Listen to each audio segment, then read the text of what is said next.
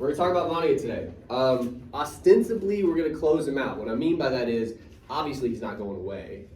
But you want to silence your phone, since it's movie theater rules, right?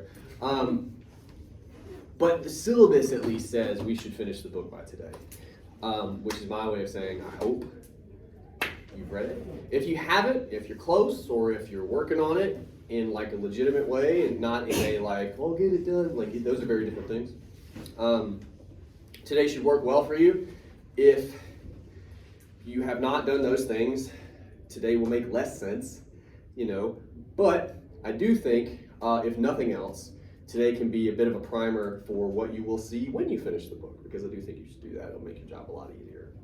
Okay, what we're going to do, we're going to dive right into, man, I have no idea what chapter this is. I'll give you a page number. We'll sort out where it's at. It's on 208 in the big book. Let's see if I can sort out what chapter this is. Let's try the other direction. Oh, it is super early into chapter 8. In the big book, it's 3 pages into chapter 8. The paragraph beginning, it's right after one of those breaks, and then it developed is how the paragraph starts. 162? 4. Ooh, 164 in the tiny book. You can find it. And then again, if you're in the e-copy, and then it developed is how the paragraph starts. A little bit of context. We're in chapter 8, so we're deep into the book. We're near the end. We are in the slaughterhouse now, which means we're in Dresden. The American soldiers are kind of adjusting to life in Dresden as prisoners. At the very least, weirdly, it seems to be a step up from the prison camp, So I guess things are looking up in a way. Anyway, here early in chapter 8, they get visited by a guy named Campbell. He is an American Nazi, which is a hell of a thing to be, especially in the 40s. Like that's not super common. And Vonnegut talks about his like weird uniform that's supposed to like celebrate America while also being a Nazi. It's intentionally meant to be absurd. Okay, it's when you read about this guy, some part of your brain should go, "This is ridiculous." It's meant to be because it's a ridiculous idea, and yet he seems pretty serious about it. The part we're about to read, he's trying to get these American soldiers to change sides, to fight for the Nazis. He tells them, you won't fight Americans, you'll only fight the Russians, because at this point the Nazis were fighting a two-front war, America and Britain and all those folks over here, Russia over here. You'll just fight Russians, you won't fight Americans, so it'll be fine. By the way, you're going to be Nazis. And obviously, they're not fans of that, to put it mildly. This is what happens after he gives them his pitch. And then it developed that Campbell was not going to go unanswered after all. Poor old Derby, the doomed high school teacher, lumbered to his feet for what was probably the finest moment in his life. This is the part I'm interested in. There are almost no characters in this story and almost no dramatic confrontations because most of the people in it are so sick and so much the listless playthings of enormous forces. I want to stop there for just a second. We're going to read more of this, but we say 2, I think, very interesting things right here. There are no characters in this story, which is a wild thing to say because it's a story, so there's characters. So we got to talk about that. But before we can do that, because he gives you a little bit of his reasoning as to why he says that, because the people in it are so much the listless playthings of enormous forces. I think I got that cold.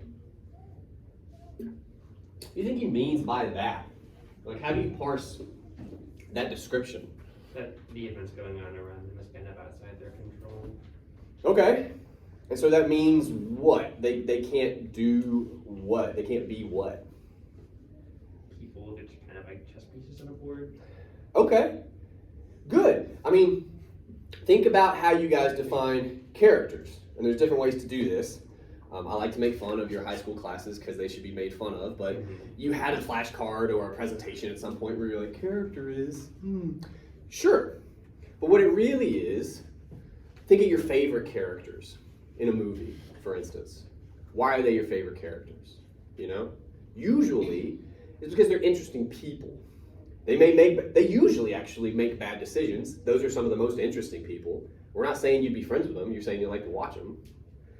But they're good characters. They're characters. They do things. The narrator says, these people don't really get to do that. There's too much other stuff that's just bigger than them, right? Pushing it, you said chess pieces on a board, pushing them around, telling them when and where to be and how to be. So they don't really get to do any of that. That's part of the reason there are no characters. And we're going to talk more about it. But again, I want to spend one more moment on this enormous forces question. Some of this should be obvious, but I still want to have the conversation.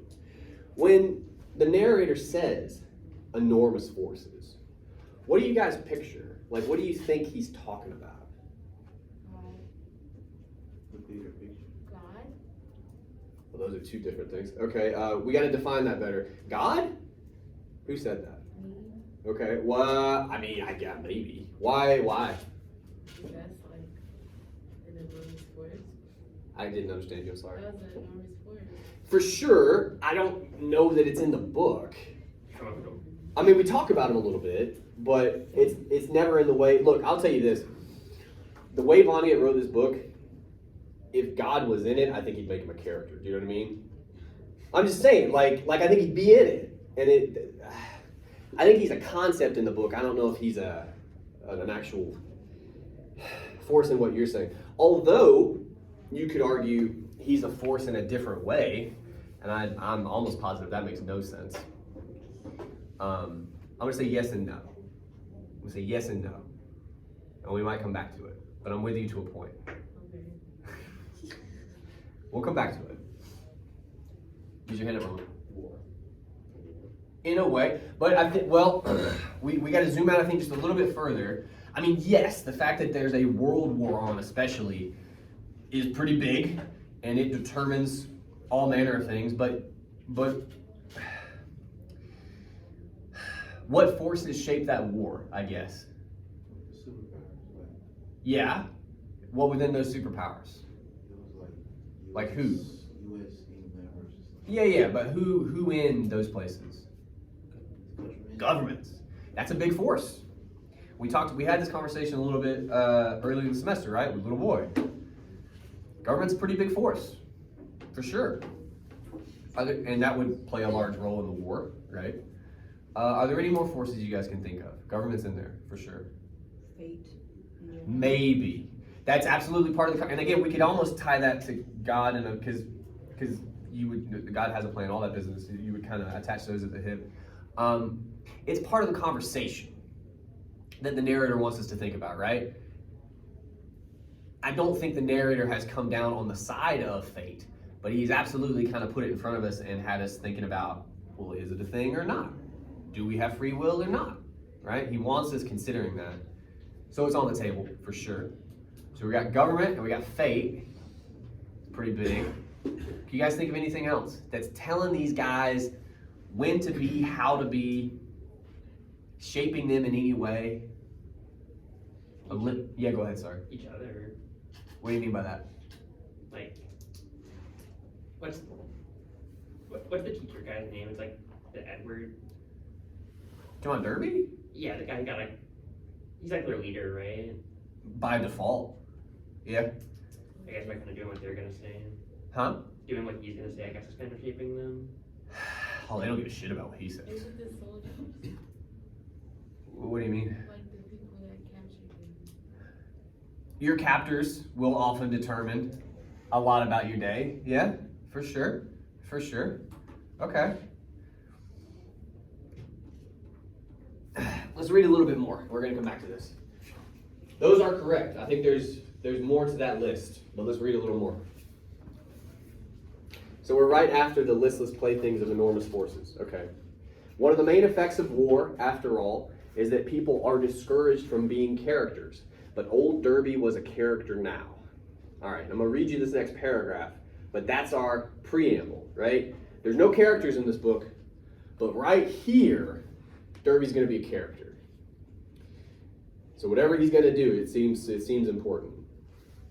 His stance was that of a punch-drunk fighter. His head was down. His fists were out front, waiting for information and battle plan. Derby raised his head, called Campbell a snake. He corrected that. He said that snakes couldn't help being snakes, and that Campbell, who could help being what he was something much lower than a snake or a rat or even a blood-filled tick. Campbell smiled. Derby spoke movingly of the American form of government with freedom and justice and opportunities and fair play for all. He said there wasn't a man there who wouldn't gladly die for those ideals. And then he talks about brotherhood and Nazis suck.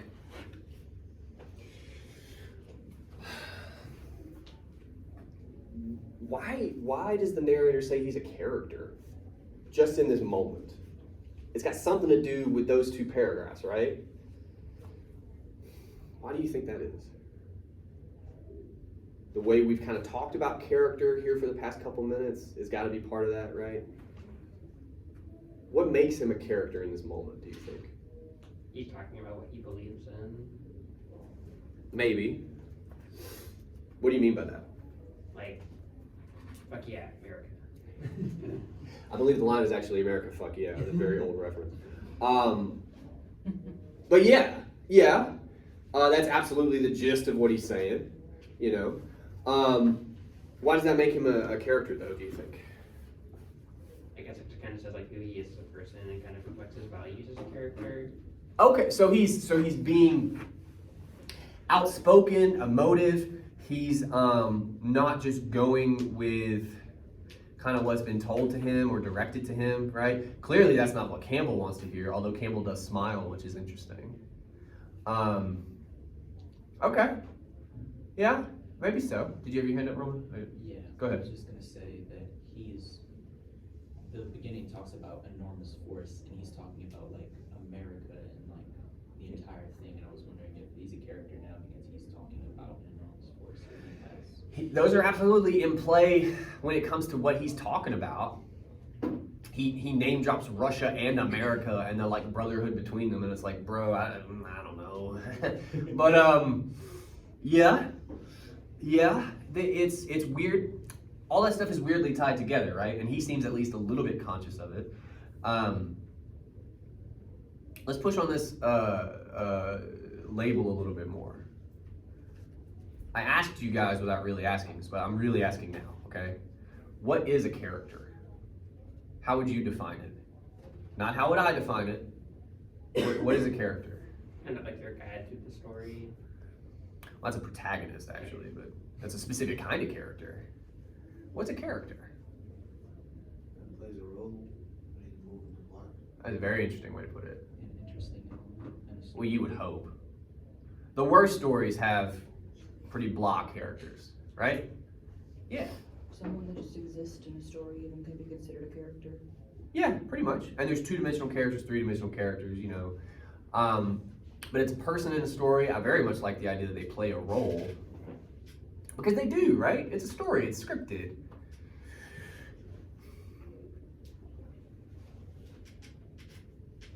The real question, and this, I mean, it's throughout the book, is Derby, to kind of quote you a little bit, I'm paraphrasing, but like, is Derby sort of speaking his truth, his beliefs? Is he saying what's kind of deep down in his heart?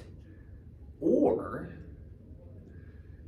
is this scripted somehow? Is he playing a role somehow? I'm not saying intentionally. What does he sound like? The stuff he's saying, the way he's saying it. Propaganda. For sure. What kind? Sounds like a common belief amongst Yeah. Well, yeah, especially in the 40s, especially, you know, captured by the fucking Nazis, right? Like, if you're not gonna stand on a rock and like, you know, fucking do one of these and music behind you, like, when are you gonna do it? Like, that's the time to do it.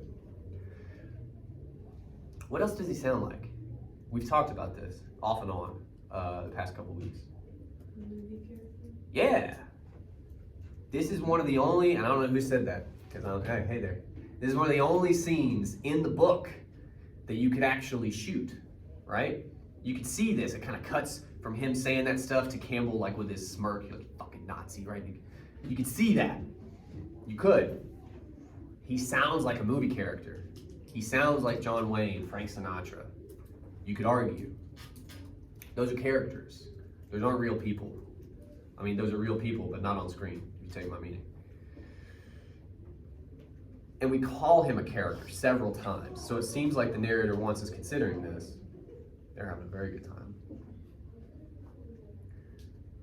What does that say, or what does that suggest about these beliefs that he's espousing, then, do you think?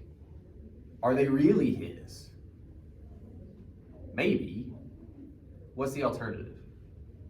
It's what he saw on TV. Yeah. It's just saying to say it. Yeah. Well, he's saying because he thinks he's supposed to. You see what I'm saying? He said- What? Yeah, go ahead. Sorry. He says like every man dies. Yeah, and we've seen these Americans for 200 some odd pages up to this point. I don't know if they would.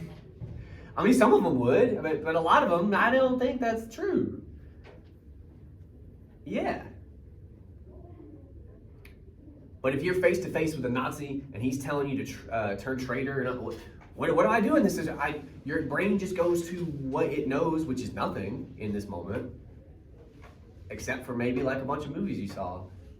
And you tell this Nazi exactly what you fucking think of him, and then you open the Ark of the Covenant. That's an Indiana Jones reference. But like, you know what to do because your only experience is through Hollywood, right? It's through this weird filter. You become a character. What does that say about free will? Enormous forces. What other forces are in play here for Derby?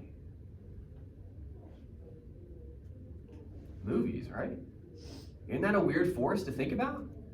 Moves you, tells you who and how to be sometimes. Sometimes when you don't even realize it. You know? It's worth pondering. All right. Let's go to Rumford. He is a fun character, in my opinion. He's on 236 in the big book, so not quite 30 pages beyond this one. And again, I'm going to try to help the little book folks find it. We're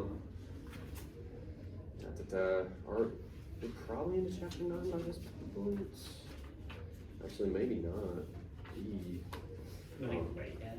Yeah, we're still in 8, I think.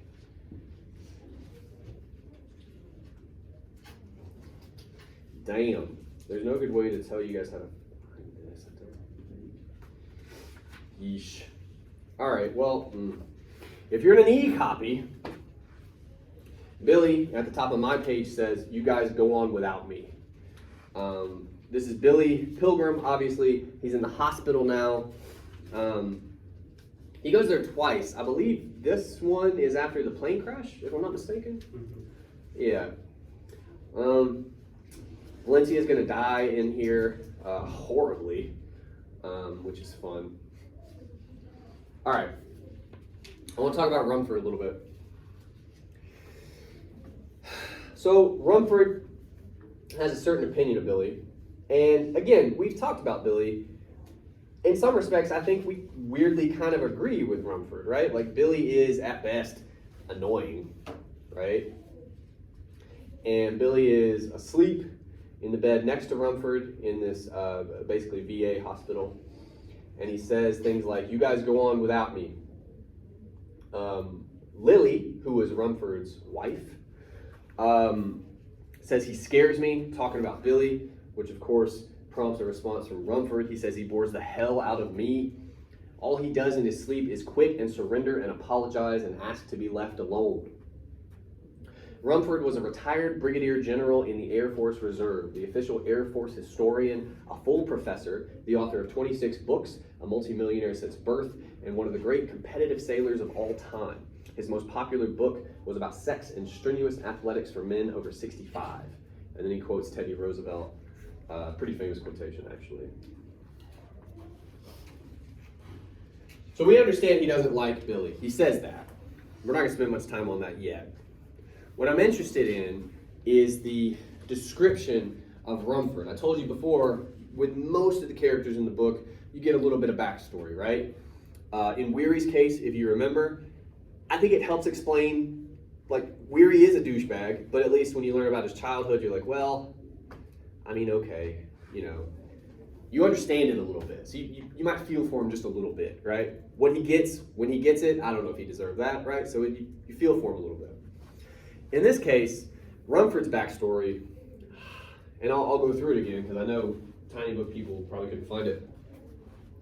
He was a retired brigadier general in the Air Force Reserve, the official Air Force historian, a full professor, the author of 26 books, a multimillionaire since birth, and one of the great competitive sailors of all time. His most popular book was about sex and strenuous athletics for men over 65. That's an interesting list of things, right? Accomplishments, I suppose. Does any of that stand out to you guys as more interesting than the rest? If we're trying to think about like what kind of guy Rumford is? I guess like the brigadier general thing. Okay, why that one? What's interesting about that one? I guess it kind of explains like why he's looking down on Billy. He doesn't like the fact that he's given up and trying to. Yeah, brigadier general sounds pretty important. Yeah, I'll give you that. What else? Anything else in there stand out to you? Authored 26 books. That's pretty wild. That's a lot of books. If I'm lucky, I might get like one or two. You know, 26 is a lot. Yeah, yeah. So he seems like he's a worker. You know, he's not just sitting around. Okay. What else? To use strenuous activities for people over 65. It's kind of. What was the rest of that though? It wasn't just strenuous athletics, first of all. But what was the rest of that book about? Sex and strenuous athletics for men over 65. That's his bestseller. It's a little out there. Well, in some ways. In other ways, we've talked about that, right? Is it because he's 70 and his wife's 23? We're gonna come to that. But I mean, yeah. This is old men playing basketball, right? He wrote a book about it. Not the poem, the idea. Yeah? That tells you a little bit about the kind of guy he is, right? And the fact that it's his bestseller tells you a lot about the people he's writing for. Seems to be a popular notion. That's interesting. There's a couple other details in here. Anything else stand out to you guys? One of the greatest sailors of our time. One of the great competitive sailors of our time, I think. Yeah? What'd you have? Oh, he looks like Theodore Roosevelt. He digs Theodore Roosevelt. Yeah, which is The narrator said he looks like a bit. He's a fan. That's all I'm saying. He's a big fan of Teddy Roosevelt. Probably carries himself in a like way. But that's not a reference most of you will get because he's been dead for 100 years. But Full professor. full professor. I'm not even that, so You guys a shit. you would hope so. Yeah. Oh, and what's the Air Force historian? Air Force historian.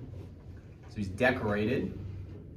Multi-millionaires since birth. Since birth is interesting. That's an interesting way to describe that. Yeah? All right, so we got a good list going, and there's a little bit more we got to say about it, but I'm going to go ahead and give you guys a question. We sort of took it for granted at the top of this. I don't know that we can. Why does he feel how he does about Billy here?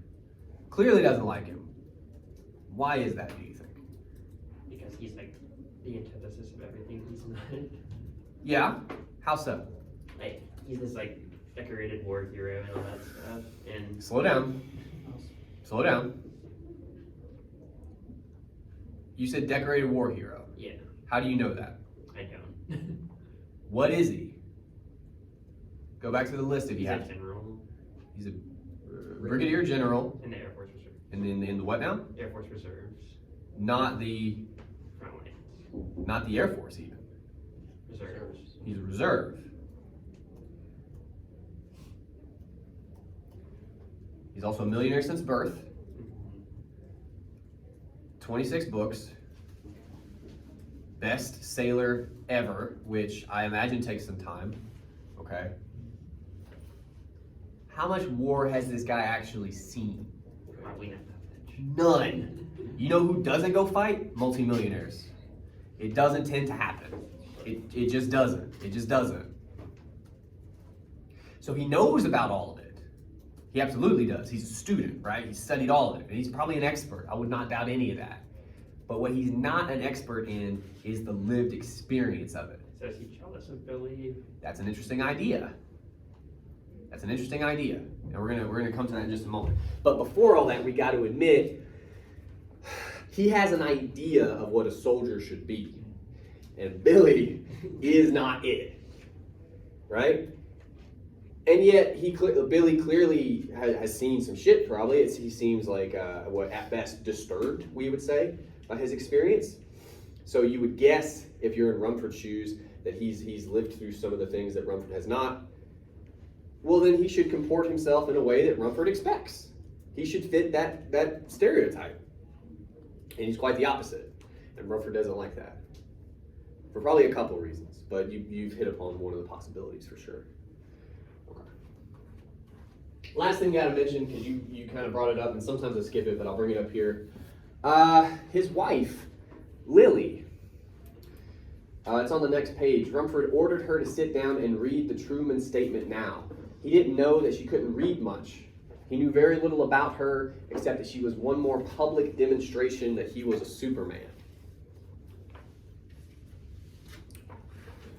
What is Lily for this guy? Arm candy. Trophy wife. Trophy wife, and we got all kinds of like not nice phrases. Yeah. Well, when we put it this way, public demonstration that he was a Superman. What are we talking about? What does he do for her? Controls it. Well, yeah. I mean, he ordered her to sit down. It's pretty. But what's this public demonstration business? What does she help him do? Look better. In what way? Like as what? He's an old guy with a young girl. Yeah. Respect. In what way? Feels like a better man because Yes. he was wrong. Public demonstration, not just a man, a Superman, right? And again, this comes back to that conversation we had about old men playing basketball way back when. Public demonstration is pretty key. You know, how do you know you're a man? Well, because other people think you are, basically. Well, how are you measured? Well, are you capable of strenuous athletics, I suppose? Be part of it. And are you capable of the other stuff that we're not going to talk about because ew. But she's a public demonstration. She's like a billboard for him, right? Just walking the earth. Look at what I can do, right? And that tells you a lot about this guy too. He wants to walk the walk. He wants to look how he's supposed to look. And yet, there's an experience sort of part of the equation that he does seem to lack. Okay. Now, all that said, we're going to actually dive into his opinion of Billy here. It's on 245 first. We spent a lot of time with Rumford and Billy, so it's worth taking some time here. At one point, Billy tries to tell Rumford that he was in Dresden. That's what Rumford is writing about, and because he's the Air Force historian, he feels like he needs to do that. Billy repeatedly says, I was there, right? And Rumford will not believe him. Why? Why can't Rumford believe Billy was there? Is it because he's not like what you thought a soldier would be? For sure. There's no way you were there. You suck. And like, I wasn't there. How'd you get there? Could be part of it too. But yeah, again, he does not fit the idea that Rumford has of who would have been there, which is based upon his own expertise for sure, but it's also probably based upon some of the ideas we talked about with Derby, right? Who do you picture when you picture a soldier, right? It's not Billy. I'll put money on that. It's not Billy. Narrator tells us this. It was difficult for Rumford to take Billy seriously, since Rumford had so long considered Billy a repulsive non-person who'd be much better off dead. Now with Billy speaking clearly and to the point, Rumford's ears wanted to treat the words as a foreign language that was not worth learning. What is Billy to Rumford? I'll read it one more time. He had so long considered Billy a repulsive non-person who'd be much better off dead. Now, with Billy speaking clearly and to the point, Rumford's ears wanted to treat the words as a foreign language that was not worth learning. What is Billy to this guy? A piece of subhuman garbage. Not even. Yeah, well, repulsive non-person, we call him. Probably non-existent. Do what? Might as well be non-existent. He wishes he were, right? It irks him that he even exists, right? So much so that he's treating his words as a foreign language not worth learning, right? We turn the page. Narrator's going to stay with this. We're on 247 now. This is one of those moments, by the way, I like to describe it as almost like the narrator saying, hey, if you didn't understand what I was trying to say, I'm going to state it a little more plainly here. I still don't know how to help you find this particular moment in the tiny book. I am sorry for that. Yeah, we got to be close-ish to the end of 9. The language is "they're in the hospital." That's the beginning of the paragraph we're at. They're in the hospital. Billy was having an adventure very common among people without power in time of war. He was trying to prove to a willfully deaf and blind enemy that he was interesting to hear and see. This states it pretty plainly. What is Billy to Rumford? Uninteresting. Billy was having an adventure very common among people without power in time of war. He was trying to prove to a willfully deaf and blind enemy that he was interesting to hear and see. What is he? Interesting. No, Billy's not that. What is he to Rumford? Powerless. He is, but we get the word here. Enemy? Yeah. He's the enemy. For some reasons that we've already highlighted. But yeah, go ahead. Is it like a wealth discrepancy thing? Such a 2022 question. It's okay. It is okay. It's just, no. No. Check it out. We're doing two things here, is my point, okay? Number one, we are better defining who Billy is to this guy with a very specific term, especially in a book like this, anti-war novel. We're going to call him an enemy and describe it in military terms. That's important, okay? Because we're not just telling you how Rumford views him, because clearly he doesn't fucking like this guy. We got that. But we're also, according to the narrator, trying to describe how war actually works, what an enemy actually is. What is an enemy, according to these past couple pages? We had some good description. You have to be willfully deaf and blind to them. Yeah. An easier question might be, what are they not? Interesting.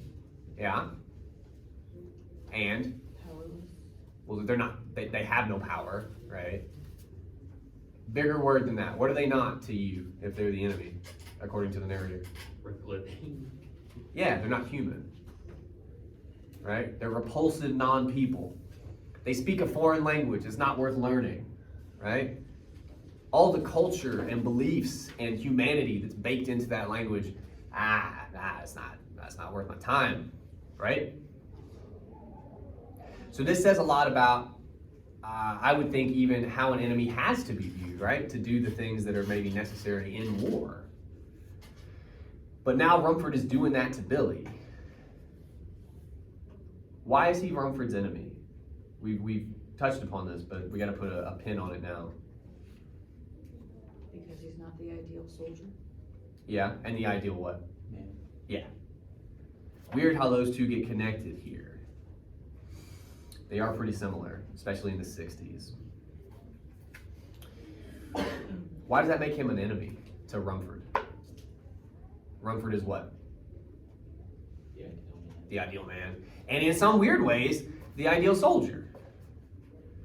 I mean, except if you go and actually look at his resume, he's not exactly, but he looks the part. And what's interesting here, again, is that seems to be what usually matters. If you look the part, people aren't going to go look up your stats, pardon the term. They're not going to do that. Do you carry yourself the way you're meant to when we just assume that everything else backs that up, right? Billy does not look the part. Billy's got all the experience. He's got none of the flash. That makes him the enemy to Rumford. He disproves the theory that holds Rumford up as this Superman, right? Just by existing. We got 2 more things to talk about. Hopefully. What time? Oh yeah, we got time. All right.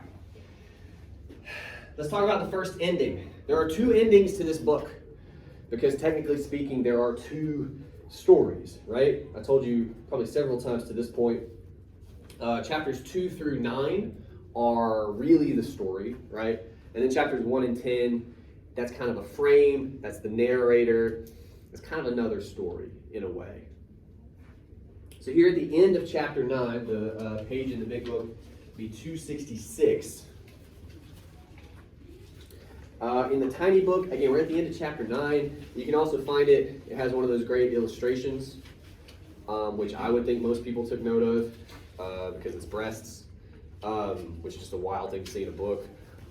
If you're in the e-copy,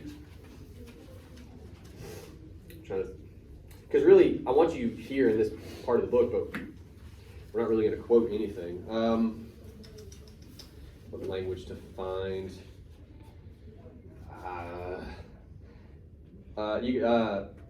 There was a silver chain would take you to the last page of chapter 9, I suppose. And again, I think in the e-copy you don't have the illustrations, so you miss out on the really interesting decision that Vonnegut made here. What I'm curious about, because I say you can't really quote any of this, here at the end of chapter 9, we are really at the end of Billy's story. He's gone to New York to get on a radio program to tell the world about Tralfamadorians, and that goes exactly how you would expect, you know. But then he finds himself in a porn shop. And that's not completely atypical. People go to those places sometimes, I suppose. But he creeps the owners out. Does anybody remember why? He went and he got a book from it. It was like a window dressing. He goes and finds books, At a porn shop. like science fiction books. By who? Kilgore Trout. Kilgore Trout, who shows up in all of Vonnegut's books, by the way. But yeah, and again, to be fair to the proprietors of this establishment, the kind of people that come there, you see one dude looking for like stories. That's weird. That's a weird place to do that. But that's what Billy does. So they try to show him stuff that they think he would actually like, because again, that's the kind of store this is. Did anything stand out to you guys? I hate to leave it vague like this, but I'm curious. Yeah, go ahead. The things the shop stand out with. So except Well, in and around this section, these last like 10 or so pages of chapter 9. The lady in the horse picture. That comes back? Yeah. Yeah? What? He saw the actress he was in like the zoo habitat with. They had a video of her. Montana Wild Hack? Yeah, I'm peeling a banana. Yeah, and we thankfully turn away from that. He also sees her on a magazine. Do you guys remember that? Do you remember what it says maybe happened to her? That she like got thrown in like the ocean or something. By like the mafia. Yeah. Right? And he laughed. And he's like, I know where she really is. She's on a planet in a human zoo, With you my silly. kid. Yeah. Anything else? Kilgore Trout would be one of those. Oh, well, the last page I directed you to, he remembers Montana Wild Hack. And between her breasts here, because that's the illustration we have, there's a locket with the Lord's Prayer on it. And there's other things like that as well, but that's a pretty good little list. My question is, what the hell is all that about?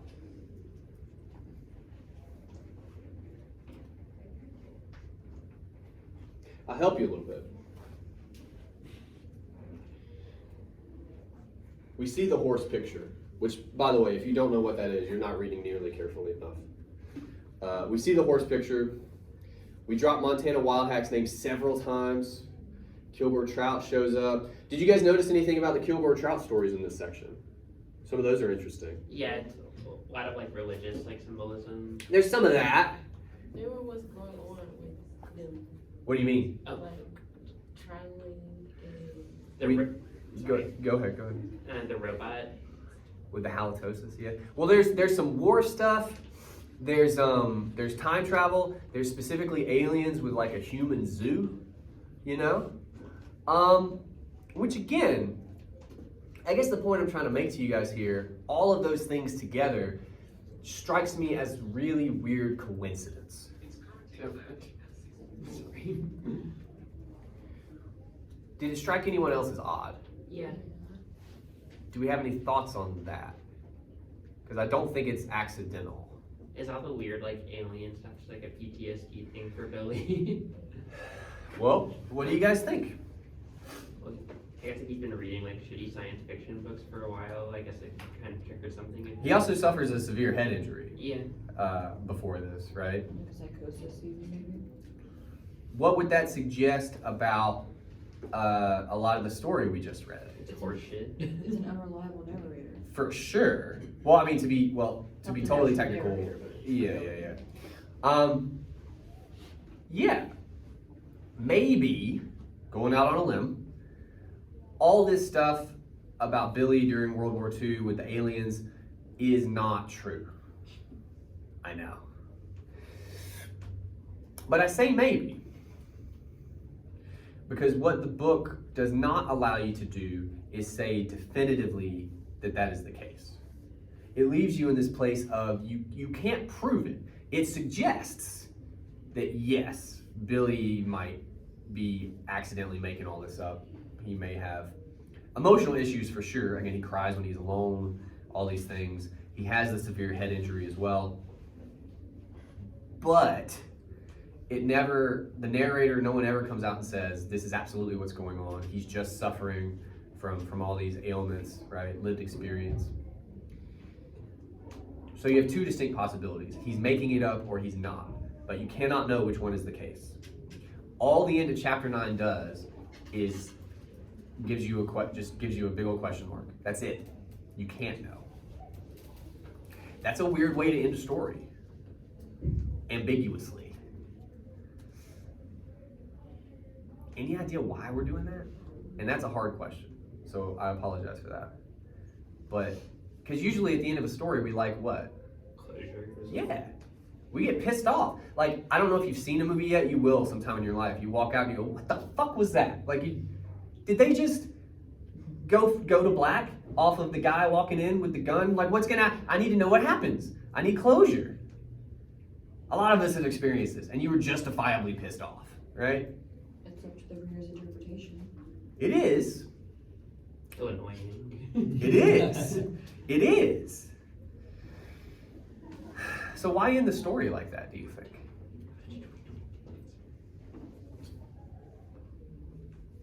We're overly concerned with wealth disparity. And I also have to guard myself against my own bias because I grew up poor. But with that bias, I will say we're overly concerned with wealth disparity. I have good hearing also. Yeah, I'm not making fun of you by the way. You're good. I'm not worried about it. Where were we? Oh, why end the story like this, do you think? Like, in an unsatisfying fashion? I feel like the narrator really hasn't answered the question. He's trying to, like, he's still thinking of it. What do you? Like throughout the story, like Mhm. it's like a whole central idea, but it's kind of like you gotta answer it for yourself. I mean, to a point, I suppose. Let's look at the second ending, and that may help us with the first. Is it because like Billy doesn't get closure, so we don't either? I mean, Billy seems pretty content, right? Like, he seems okay. He doesn't seem happy, and usually he doesn't seem sad. He's right there in the middle, right? Like, Billy he's always talking about how this is how things are gonna be. It doesn't affect him, right? He's like sitting in his house by himself with his wife who's dead. But he seems largely unbothered. Yeah, go ahead. Didn't he get shot? He will get shot. And He says he knows how he will die. and it will be by Lazaro with a laser rifle because it's the future. 1976. Well, can't be right all the time. Yeah, but he knows he'll get shot and he's fine with it, right? Okay. Hang on, look. Let's read the real ending and then we'll talk about this. So, right at the end of the book, like the end, chapter 10. You can reasonably find that, I would assume. In the big book, we're like 273, 74, First of all, we get a whole lot of so it goes. Like real quick. Pardon the pun, rapid fire, so it goes. So that's interesting. And we finally, and I apologize for saying finally, given the context, get a description of what really happens here at the end in chapter 10. Was it the firebombing with Ghostin? And the aftermath. Yeah. Billy and everybody else come out. They got to dig people out. The narrator calls them corpse mines, He works with a guy, a Maori, who ends up vomiting to death after having to go down there, right? It's pretty awful. It's the very end of the book. And we get a lot of so it goes. Why? We talked about this last time. If we're getting a lot of so it goes, that means what? A lot of people die. Yeah. So that's interesting. That seems intentional. And here, right at the end, the very last page, they just get released one day. Billy and the rest wandered out onto the shady street. The trees were leafing out. There was nothing going on out there, no traffic of any kind. There was only one vehicle, an abandoned wagon drawn by 2 horses. We see that earlier. The wagon was green and coffin-shaped. Birds were talking. One bird said to Billy Pilgrim, "Booty wheat?" And it's a question, so you got it. What the hell is that ending about? I'm convinced that person doesn't teach it. I think they're selling something. But that's okay. Drugs? Maybe. Anyway. Drug dealers usually aren't that boisterous. That seems more like an infomercial, like a sham wow situation. Squeegee. Yeah. Why do we end the book like this? With a bird. That's a weird way to end a book. Yeah. How would you end this book? Everybody dies. They do. They do. And then after that, we get the bird. So that is to suggest Vonnegut could have not given us the last paragraph or two and just Yeah, I think it would have worked better, but it was like, be easy. sorry, but Well, what? No, we can take that on. What do you mean by that? Like better in what sense? I guess less confusing. Like, that part when like that couple came to yell at him about the horse, he's Yeah. crying. Like, Yeah. It could have ended there, would have been fitting as well. Yeah. Well, when you say fitting and less confusing, what's another way to describe that? Like instead of that ending would have been more what? Conclusive. So now we're talking about closure. Yeah. Talking about being more satisfying. Yeah. I guess sometimes like you don't get closure though. Well, it's interesting to me that he would, I think, make a conscious choice not to do that, right? I mean, he tells us in the first chapter he knows what the climax is going to be. Does anybody remember what the climax supposedly is of this book? To your credit, it's hard because he buries it. It's when Derby gets executed. Poor old Edgar Derby. Why is he always calling him that? Because he's going to get executed, right? He never lets you forget that he's going to get executed for this. And here in the last couple pages, you do get his execution. He says somewhere in there, poor old Edgar Derby was shot for stealing a teapot or something, right? For looting. There's your climax. Not particularly satisfying. This was very Wow. What? Just the fact that the climax is that, Yeah. Why do that? That feels intentional. He does, believe it or not, know how to write. He does. He does. To like make make the reader angry. I think, doesn't it, it has to play more off of what is whole thing about the story, like what we were talking about earlier. What do you mean? The fact that there are no characters, like, I Mhm. feel like it has something to do with. And I'm like, inclined to agree. and like life still goes on for them, so their story doesn't end. I wouldn't take it that far. Like what? Come back to this, because at this point we're talking about the narrator, right? Why is the narrator writing this story? We tried to answer this last class, and it is a hard question. But why is he trying to write this story? To prevent war. Ostensibly, yes. Why else? Because he even admits that that's not a super likely goal, you know. Why else is he writing this story? To help them. Be part of it, yeah. Something he has to work through. Although, again, he says in doing that, he's destroyed himself. He calls himself a pillar of salt, right? So I don't know that we could say he's like better for this. What does he not want to do with this story? Glorify war. Make it look cool. He doesn't make it look cool, that's for sure. If there is a climax, might that be a problem for the narrator? All of a sudden you're interested. You're entertained. There's drama. You can't fucking have that. You can't have that. So how do you write a story with no climax? That's a hard sell. You spoil it. You spoil it. He tells us in the first chapter that's going to be the climax. He calls Edgar Derby, poor old Edgar Derby, every time he comes up, reminding you, this guy's going to get it. And then he does, in a sentence, at the end. Oh yeah, this happens. You cannot be entertained by that.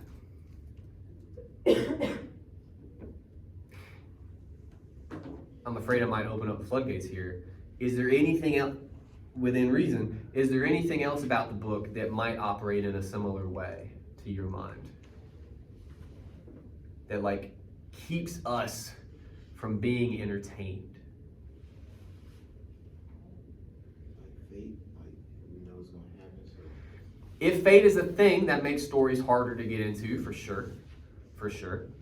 I still don't know if the narrator buys fate or not, but bringing it up so often does seem to suggest that all of this is a foregone conclusion. The idea that Billy could be considered an unreliable narrator. The idea that it, to borrow your language, it all might be horseshit. Yeah. All this, like all the like war scenes aren't like entertaining. It's like super messed up. Well, even weirdly, you think about it, like right up until the end, for the most part, where we get a little bit of description of the bombing and the people having to deal with it, a little bit of that is horrifying, right? Yeah. But it's very small. Because I think, too, if we got too much of that, that would be entertaining in its own way, right? It's not like an action movie. Which is interesting. And like the dudes hiding in the trees and they're like dropping words on them. That's not like, oh, hell yeah, that's cool. It's like, oh, Jesus Christ. Yeah, and it's sad, but it's not, you know, it's not page turning, I guess, right? Are there any other elements that make this? I'll tell you what. I think it may have been Vonnegut. Somebody famously said basically he set out to write a novel that would never be turned into a movie. Like he successfully did it. By the way, they did try to make this into a movie. It's unwatchable. Maybe the fact that they don't spend time on the deaths of With Derby? Or anyone. Anyone, that's It's true. just- so it goes and then moves on. You don't get any drama there either, right? Death scenes. Like there's a couple right now that you could, if you sat down for 2 minutes, you could think of a few that are like, oh, Iron Man was really so, oh, Iron Man or whatever, right? Like it's a big deal. You're gonna give somebody their moment. Not so much here. Yeah. What about the book itself? How many times did you find yourself going, what is happening? A lot. With the structure, right? Because it's so all over the place. You can't ever get a beat on anything. The way a story is supposed to work. I don't know which one of these works, so we're gonna find out. Yeah, that's good enough. The way a story is supposed to work, that's called Freytag's triangle. That's where the story starts. This is called the rising action. You guys know what that is. That's the climax. And this is the denouement. French. Look at that. That's 2.5 degrees for you. Anyway, the end of a story or a movie or whatever usually will be the shortest part. Because after the climax, we got what we came for. We're done. Give me 10 minutes of like Iron Man's funeral or whatever, and we're out of here. We don't, that's how they all work.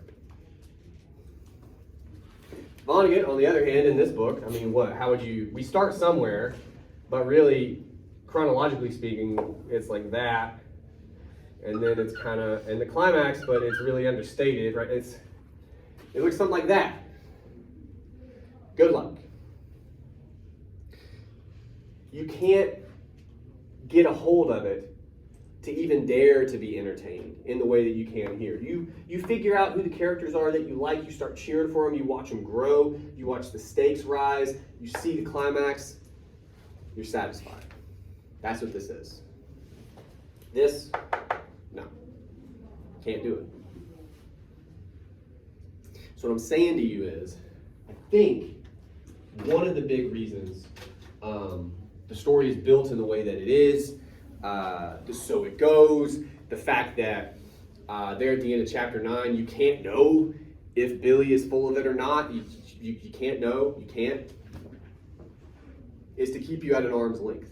You can't ever read this as a story in the way that you're used to. I think that's what he's trying to do. How are you supposed to read it?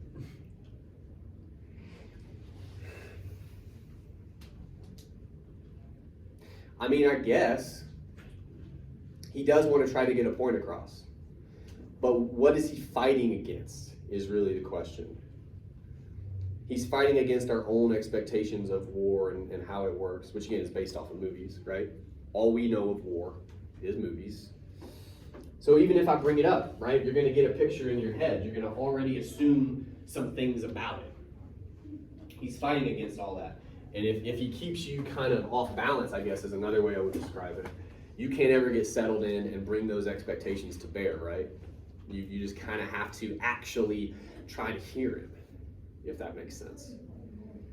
And at that point, he's just trying to get his message across. It is awful. It does destroy people, right? So it goes 120 times, whatever it is, right?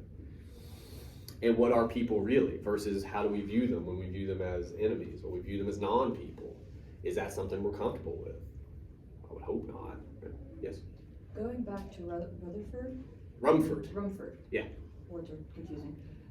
Could it be the reason he doesn't want to hear Billy out is because you can't tell if he's full of shit or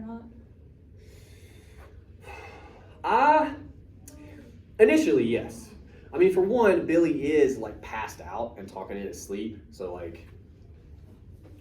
But I think part of the point there too is even when he comes out of it and he's more with it, and again, he's in a VA hospital, so like on some level, there's some credentials. He is in the armed forces, right? Like, so you know, but it's the fact that Rumford won't hear him. Not that he doesn't know whether or not he should believe him. If you take my meaning, he won't even come to that step. He stops right at the top of the discussion. He's like, I will not hear what you have to say. He won't even entertain it, right? Does that make sense? Yes. And that's based much more on, because we get all that description of Rumford. I think Vonnegut very much wants you thinking about who Rumford is and also who he thinks he is, as opposed to who he thinks Billy is and why he wouldn't hear a guy like that, right? Fair question. Speaking of, other questions. Thoughts, concerns, questions, ideas, anything at all. We got about 10 minutes. Why yeah. did they never talk about his child with Montana? Well, I've never had that question before, to be totally honest with you. I mean, well, here, let's try it on. For one, at some point you can really just talk about the human zoo on Tralfamadore like too much, you know? Like all the alien stuff can't overtake the book, because then what happens? Then it gets interesting, right? I mean, clearly that stuff didn't happen in the real world, as far as we know. But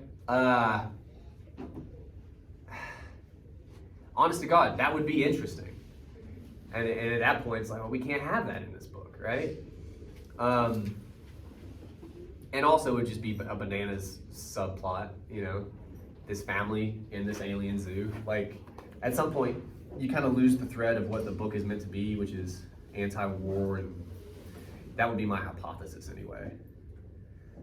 You just want to hear like what's the baby's name? You know, like what? I mean, like it could be the green berry in another life.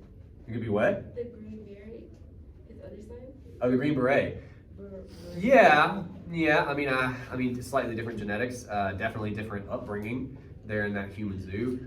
Yeah, I don't know. But that would be my hypothesis, that's meant to be just one more crazy thing that Billy thinks happened that we can't know whether or not he's right. And the more vague that is, the better. Yes? So is that kind of why like Larry said it's not like an antagonist? Because that would be interesting. The dude that Billy met, he's like, oh, I'm gonna put a hit out on you and go kill you. Oh, Lazaro. Yes, thank you, sorry. He's a side character, he's two-dimensional. So I thought when you got introduced, he was gonna be like a bigger deal throughout the story. He's an antagonist, right? He's a complete piece of shit.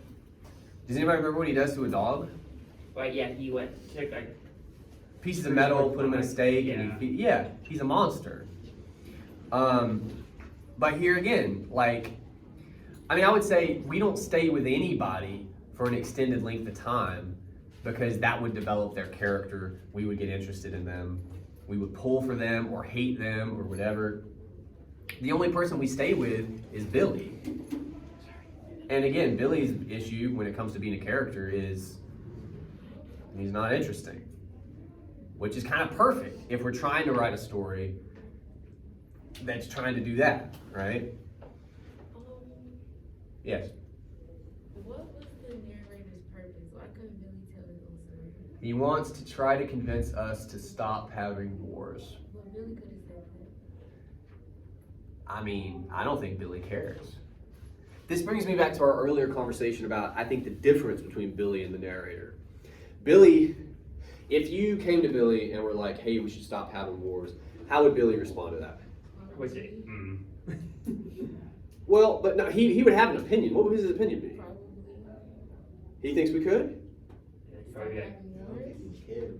it's gonna. He wouldn't care. But why would he tell you that wars are gonna keep happening? What do we know about Billy? He believes in what? Fate. Well, I mean maybe, but he believes that Billy would hardcore believe they're fated to happen, right? So again. You can't do anything about it. It's gonna happen. The narrator wants to stop war. That suggests, at least, he thinks that it would be possible to stop them. Is it terribly unlikely? Sure. But is it possible? Yes. Wait, you said like Billy's like author adjacent, right? Narrator. Okay, sorry, never mind. Yeah. But if it's possible to stop war, then the narrator actually believes in what? Free will. Free will. We have choice. Now we talked about this before. Do we choose when we go to war? No. We don't make that choice. They're like, you vote. No. Come on. That's not fate. But it is an enormous force that moves you around. And if you get enough of those, the question becomes, how much free will do you have? How much power do you exert? Very little. If you write a book that a lot of people read, maybe you exert a little more. But we still have wars, you know. Are they fated, or can we make a choice about them? Can we one day stop them? I think that's really the only message the narrator can hope to get across, is the idea of, can we actually make a choice or not? I just don't understand why he played himself in the story. The narrator? Yeah. Well, for a couple of reasons. Number one, he was there. Like, Vonnegut was there in all this. He lived through all this. But two, he also just liked to do that. Like, he puts himself in all of his books.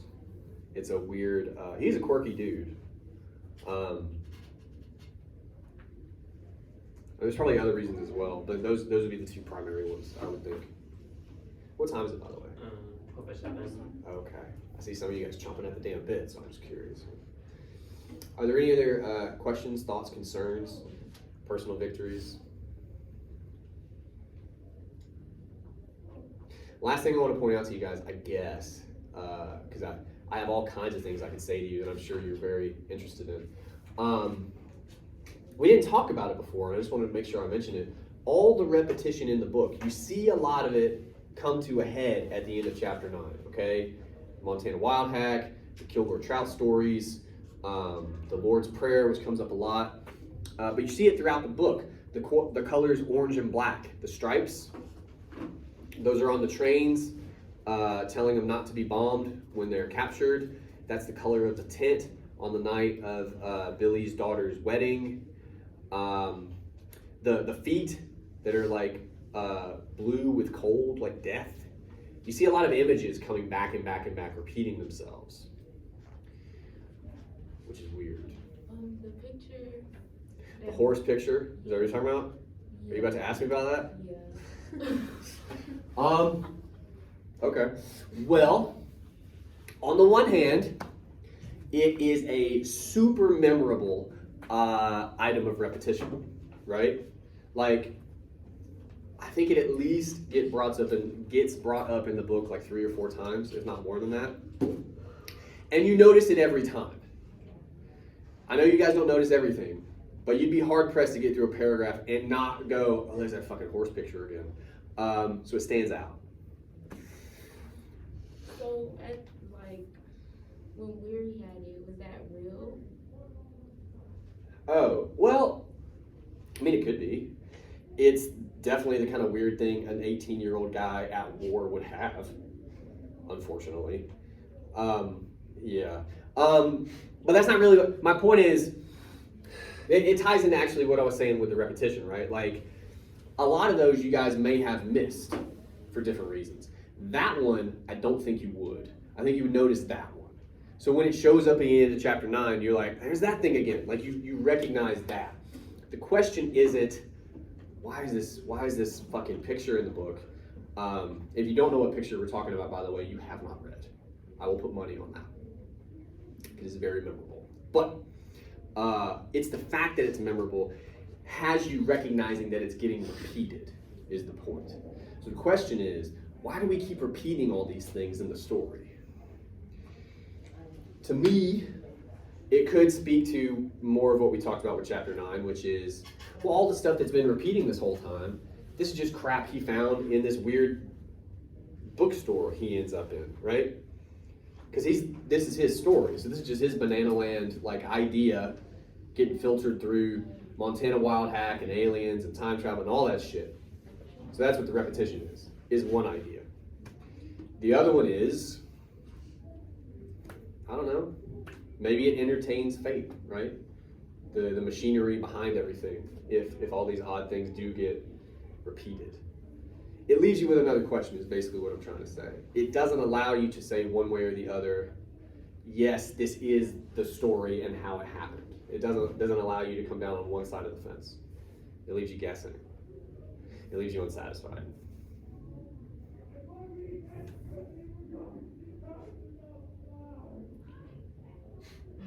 I can only assume it's like a self-staging class. Those are fun. I've taught those before. Those are fun. All right. For next time. I don't remember. Okay. You have a discussion board, which I forgot to pull up, so I can't tell you what it is. There's directions on there. I believe, I'm using my memory now, which is super faulty. I believe I just want you to find something specific from the book that you feel like you can talk about, and I want you to talk about it. And then I want you to talk to each other about the things that you found. There's more specific instructions on Corston. That's why I write them, because I forget them. That's there. Next week, we will actually start talking about Jarvis and research and what we're going to do with the paper. So be looking forward to that. I hope he's okay. Otherwise, I'll see you next week. Thank you.